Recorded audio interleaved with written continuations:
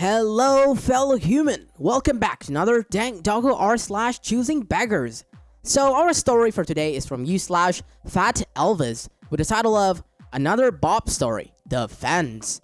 Bob and I share privacy fence, and 2 years ago we had a windstorm blow it down.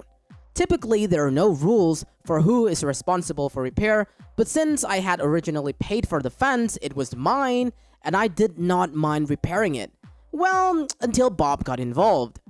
I decided to replace the whole thing. It was old and dark brown, and did not have a lot of life left in it anyways. But hours before I can get started, Bob is at my house wanting to know when we're going to fix his fence. I politely remind him the fence belongs to me, that I will fix it when I get around to it. This is not good enough for Bob because of Bob's dog. For some reason he thinks I am responsible for his dog having a fence, and this should constitute an emergency on my part. We go back and forth about the urgency of the matter, and he finally agrees to help me rebuild my fence, but I still have to pay for all the materials. First, I demoed the old fence by myself without any help from Bob. He conveniently disappears the first weekend we agreed to start the project. He literally shows up as I'm stacking the last old fence by the street curbside pickup. We get bulky item pickup in my area twice a year, and I got lucky with the timing and could leave it neatly stacked by the street. Bob sees the stack of wood, and I can see the gears in his head turning. Bob takes a picture and advertises it on Craigslist. Then, without asking me, he starts moving it all to his yard. This guy spent 2 weeks trying to sell a pile of old fence pickets and misses the bulky item pickup day. Then he finally gives up and decides to drag it all back to the curb in front of my house. We had a word about this, and it was a bit heated at times. My position on the issue was, you wanted the wood, now it is your problem, not mine. We went back and forth for a while, and he begrudgingly stacked the wood right in front of the property line between our houses. The very next day, 2 Mexicans in a truck show up, decide they want the wood, and start loading it up in their truck. Bob sees this and runs out the front and starts yelling at them. It is his wood and it's not for free. They just throw the few pieces they had in the truck on the ground and drove off. Bob can't just stand someone would get something for free, and no matter how much I try to convince him to just let it go, he won't. So I prod him a little and tell him that they will just come back when he's at work and take it anyway. My intent being for him to drag it all back into his yard. So what does Bob do? He gets a saw and cuts all the pickets in half and leaves a giant pile of cut pickets in his yard at the curb. Rather than let someone take it for free, he ruins it for them. That pile of wood sat there for weeks before the city cited him and made him clean it up. More on that later. Back to the fence. While replacing the posts, Bob starts questioning where the real property line is.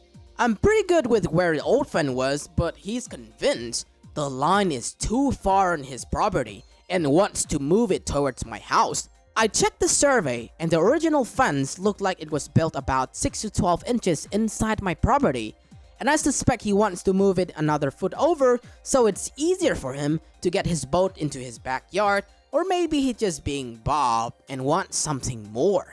The easy way in his mind to settle this is to find the pins and pull a line between them. Bob gets a poop-eating grin on his face and says that is a great idea, and alarm bells go off in my head. After a little work, I find the pins, and not only was the fence on his property, it was on a foot on his property. This is not right. It is not matching the survey that came when I bought the house, and I'm sure I measured it right the first time. Out of self-defense, I hire a surveyor for $400 to come out and verify the property line.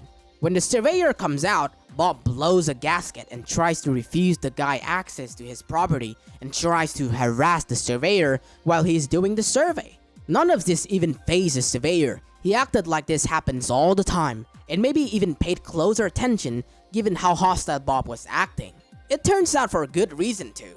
Bob had moved the pins. The fence was not 1 foot on my side, it was 2 feet on my side. Bob had moved the pins. His shed was only a solid 1 feet on my property, and given the new lines, it did not look like he would be able to get his boat in and out of his yard now. That new fence he was insisting I fix, he starts talking about how maybe we could just put it back where it was, and how he is willing to help, and how good fences make good neighbors. It was not enough that I pay for the repairs and do all the works, he want to screw me over the property line too.